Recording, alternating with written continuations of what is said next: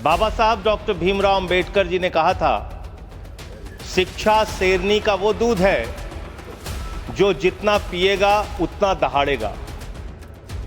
अगर भारत शिक्षित बनेगा तभी विकसित बनेगा। मान्यवर, शिक्षित भारत ही विकसित भारत बन सकता है। पूरे हिंदुस्तान के अंदर, पूरे भारत में 54,77,223 बच्चों ने सरकारी स्कूल की शिक्षा छोड़ी है। मान्यवर, 54,77,223 बच्चों ने, और ये बच्चे एक कक्षा से लेकर 8वीं कक्षा तक के बच्चे। पेपर लीक की घटनाएं कितनी हुई पूरे देश में? पिछले 7 वर्षों में 70 एग्जाम ऐसे हैं, 70 परीक्षाएं ऐसी हैं जिसमें पेपर लीक हुआ। 70 परीक्षाएं। मान्यवर, मैं पेपर लीक से प्रभावित होने वाले छात्रों की संख्या अगर पढ़ूंगा तो पूरे सदन को इसके बारे में अफसोस होना चाहिए। आपका आंकड़ा है 1,70,00,000 नौजवान ये पेपर लीक की घटना से, हमारे बच्चे बच्चियां, छात्र छात्राएं, बेरोजगार नौजवान प्रभावित हुए हैं।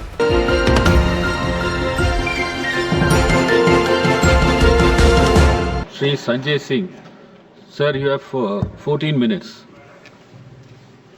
धन्यवाद मान्यवर, आपने इस महत्वपूर्ण विषय पे मुझे अपनी बात कहने का मौका दिया।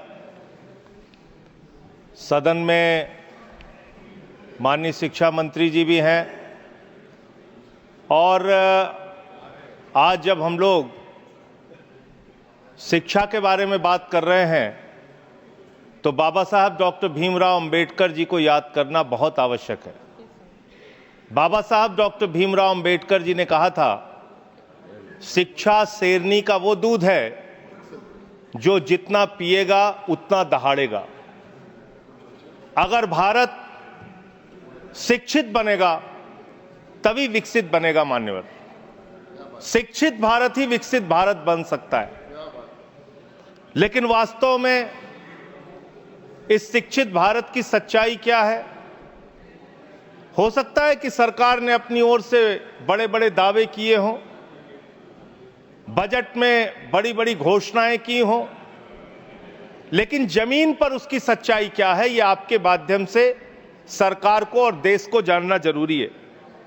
मान्यवर, सबसे पहले मैं आपके सामने पूरे देश में ड्रॉप आउट स्टूडेंट का आंकड़ा रखना चाहता हूं। वर्ष 2022-23 और 23-24 में पूरे हिंदुस्तान के अंदर, पूरे भारत में 54,77,223 बच्चों ने सरकारी स्कूल की शिक्षा छोड़ी है। मान्यवर, 54,77,223 बच्चों ने, और ये बच्चे एक कक्षा से लेकर 8वीं कक्षा तक के बच्चे। इनमें आसाम का अगर आंकड़ा पढ़ें तो 3,58,075 बच्चों ने सरकारी स्कूल की शिक्षा छोड़ी है। गुजरात का अगर आंकड़ा पढ़ें, जिसके विकास के बारे में बड़े बड़े दावे किए जाते हैं, 1,38,813 बच्चों ने सरकारी स्कूल की शिक्षा क्लास 1 से क्लास 8वीं तक छोड़ी है। अगर आप मणिपुर की बात करें, 17,991 बच्चों ने सरकारी स्कूल की शिक्षा छोड़ी है। अगर आप मेघालय की बात करें, 65,532 बच्चों ने सरकारी स्कूल की शिक्षा छोड़ी है। अगर आप राजस्थान की बात करें, 8,99,240 बच्चों ने सरकारी स्कूल की शिक्षा छोड़ी है। और अगर आप उत्तर प्रदेश की बात करें तो 7,41,626 बच्चों ने सरकारी स्कूल की शिक्षा छोड़ी है। दिल्ली का आंकड़ा मैं जान रहा था कि हमारे भाई दिल्ली का आंकड़ा जरूर पूछेंगे, इसलिए बोलना जरूरी है।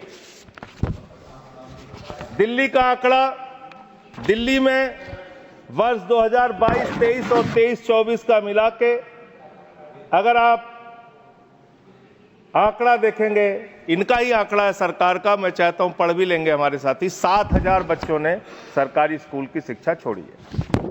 ये आंकड़े मान्यवर बहुत चौंकाने वाले, बहुत परेशान करने वाले और ये बताने वाले हैं कि सरकारी स्कूल से किस तरह से पूरे देश में शिक्षा छोड़ छोड़ के बच्चे अपने घर पर बैठ रहे हैं।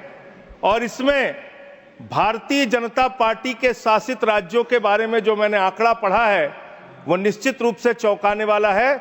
इनको इसकी ओर ध्यान देना चाहिए। दूसरा मामला आता है मान्यवर पेपर लीक का। पेपर लीक की घटनाएं कितनी हुई पूरे देश में? पिछले 7 वर्षों में 70 एग्जाम ऐसे हैं, 70 परीक्षाएं ऐसी हैं जिसमें पेपर लीक हुआ। 70 परीक्षाएं मान्यवर।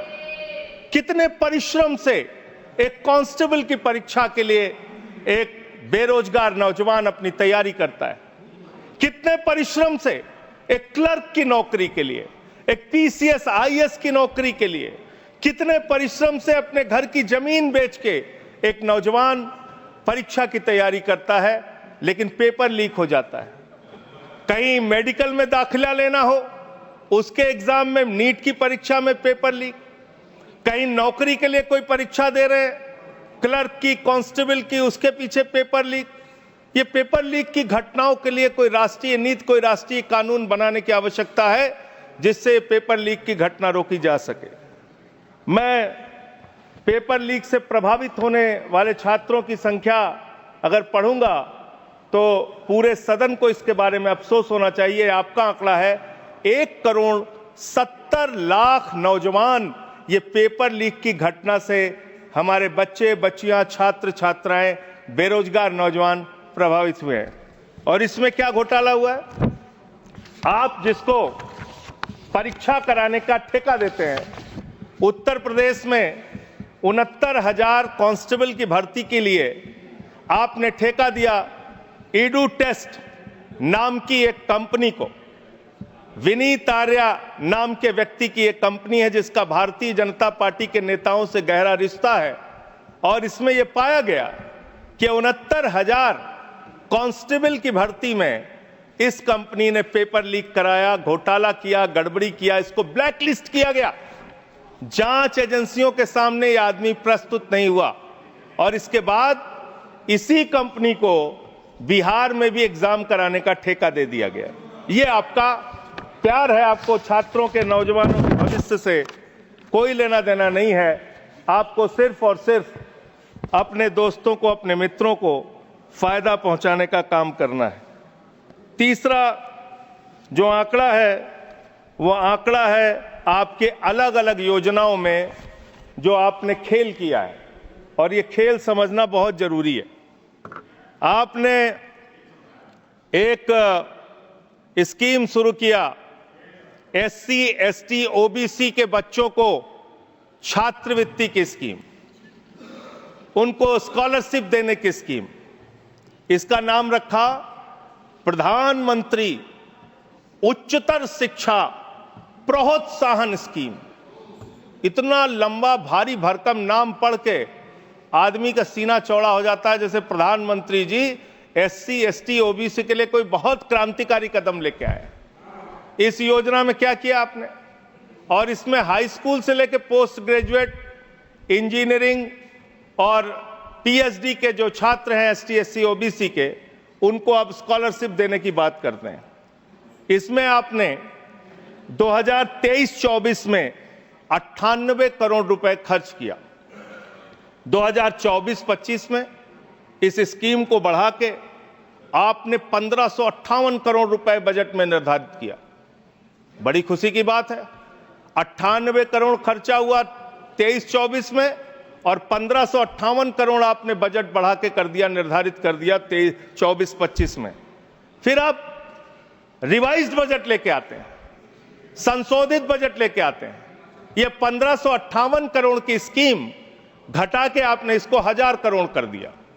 1000 करोड़ करके 24-25 में इसको 1000 करोड़ किया, यानी कि इसी स्कीम में आपने 35% SC, ST, OBC को मिलने वाली स्कॉलरशिप का पैसा कम करने का काम किया।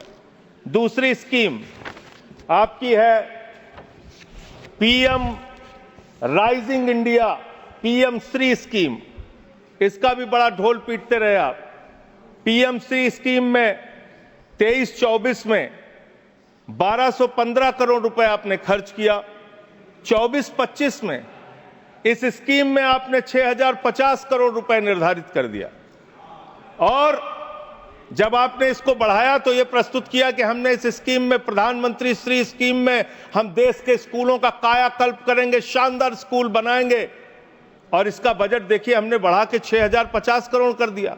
फिर 24-25 में ही आप इसके लिए रिवाइज्ड बजट लेके आए, और इसमें करीब करीब 1500 करोड़ रुपए आपने घटा के इसको रिवाइज्ड बजट में 4500 करोड़ रुपए कर दिया।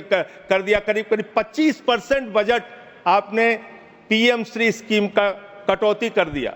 फिर 25-26 में इसको 7500 करोड़ कर दिया। फिर आप एक स्कीम लेके आए, प्रधानमंत्री उच्चतर शिक्षा अभियान। इस स्कीम के अंदर 23-24 में आपने 186 करोड़ रुपए खर्च किया। 24-25 में फिर इसको बढ़ा के आपने 815 करोड़ रुपए कर दिया। फिर इसी साल 24-25 में आप रिवाइज्ड बजट लेके आए, जिसमें आपने 920 करोड़ रुपए, यानी कि करीब करीब 50% इस बजट का भी पैसा कम कर दिया। और फिर 25-26 के लिए 815 करोड़ रुपए जो 24-25 में किया था, वही आपने 25-26 के लिए कर दिया। यानी कितना खेल शिक्षा के नीति के साथ, शिक्षा के लिए निर्धारित बजट के साथ, कितना बढ़िया खेल किया आपने। एक बार आप बजट निर्धारित करते हैं, फिर संशोधित करते हैं, फिर वही बजट दोबारा अगले साल घोषित करते हैं। ये इस देश के शिक्षा व्यवस्था के साथ आप मजाक नहीं कर रहे तो और क्या कर रहे हैं। फिर आपने एक समग्र शिक्षा, जिसकी आजकल बहुत चर्चा पूरे देश में है, इस समग्र शिक्षा अभियान में आपने 23-24 में 32,830 करोड़ रुपए खर्च किया, और फिर 24-25 में आपने इसको घटा के, इसको बढ़ा के 37,500 करोड़ किया। फिर रिवाइज बजट लेके आए आप। हर बार आप रिवाइज बजट लाते हैं, और 24-25 के लिए रिवाइज बजट में आपने 490 करोड़ रुपए इस स्कीम का कम कर दिया, यानी कि करीब करीब 10% के आसपास आपने इसमें भी पैसा कम कर दिया। अब आइए 25-26 में आपने फिर इसी स्कीम में 41,500 करोड़ रुपए का आपने बजट निर्धारित किया। एक और मिड डे मील की चर्चा बहुत ज्यादा होती है सर। मिड डे मील, प्रधानमंत्री पोषण शक्ति निर्माण, इतना बड़ा बड़ा भारी भारी नाम दिया जाता है सर। आदमी को लगता है कि जैसे इस मिड डे मील की स्कीम का नाम सुनेंगे आपके अंदर वैसे ही शक्ति आ जाएगी प्रधानमंत्री का नाम सुनते हुए। इस स्कीम की हकीकत सुनिए। इस स्कीम के अंदर आपने 8,458 करोड़ रुपए 23-24 में खर्च किया। फिर 24-25 में इसको बढ़ा के 12,467 करोड़ रुपए किया। फिर इसी साल 24-25 में ही आप रिवाइज बजट लेके आए, संशोधित बजट लेके आए, और इस स्कीम का पैसा आपने 2,467 करोड़ रुपए घटा दिया। मिड डे मील का पैसा आप घटा रहे हैं, मिड डे मील के पैसे में आप कटौती कर रहे हैं।